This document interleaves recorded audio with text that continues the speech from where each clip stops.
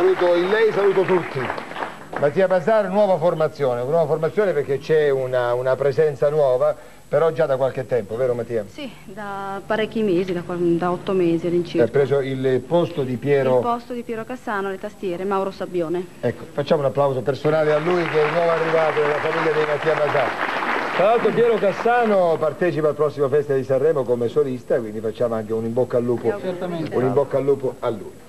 Dunque è un disco, questo vostro che ci presentate, un nuovo 33 giri, diverso dal solito. Innanzitutto perché la voce di Mattia non è la voce primeggiante, ma è inserita nel corpo dell'orchestrazione, vero? Sì, in effetti, anche perché la voce di Antonello è una voce che ha molte possibilità per quanto riguarda le ottave, per cui può essere utilizzata proprio come uno strumento.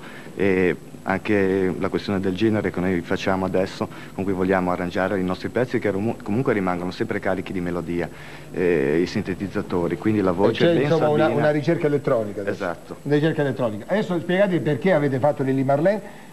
Parli tu Antonella? Sì. Perché Lili Marlene? Ma prima di tutto una canzone che ha una sua storia ben precisa, molto inerente al limite al discorso generale dell'album. Perché il vostro album si intitola come? Berlino, Parigi, Londra. Ecco. E poi perché appunto con l'uso degli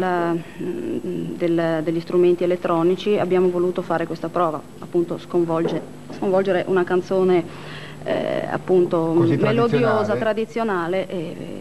Il discorso di Parigi-Londra, Parigi-Londra, altra città? Berlino, perché il disco si svolge praticamente, l'atmosfera del disco dagli anni 20, dagli anni 18-20 fino agli anni 40. Sono anni purtroppo carichi di avvenimenti negativi, di tensioni. Il secondo pezzo, che appunto è tratto da questo 33 giri che si intitola Fantasia, è come se un grande aereo volasse per queste tre città, per Parigi, per Berlino e per Londra, raccogliendo nel periodo precedentemente alla guerra l'assenza, la partenza, la fine della fantasia. Ed è una canzone carica di significati e l'atmosfera elettronica rende molto questa tensione.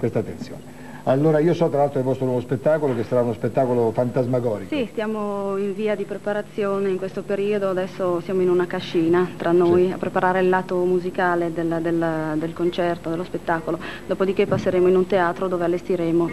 Perché sarà uno spettacolo da vedere, un concerto da vedere. Sì. Da vedere. Bimbo, tu non hai parlato per niente? No, è giusto che parli lei, ho tutto il più Mauro che è il nuovo arrivato. Ha un titolo il vostro spettacolo?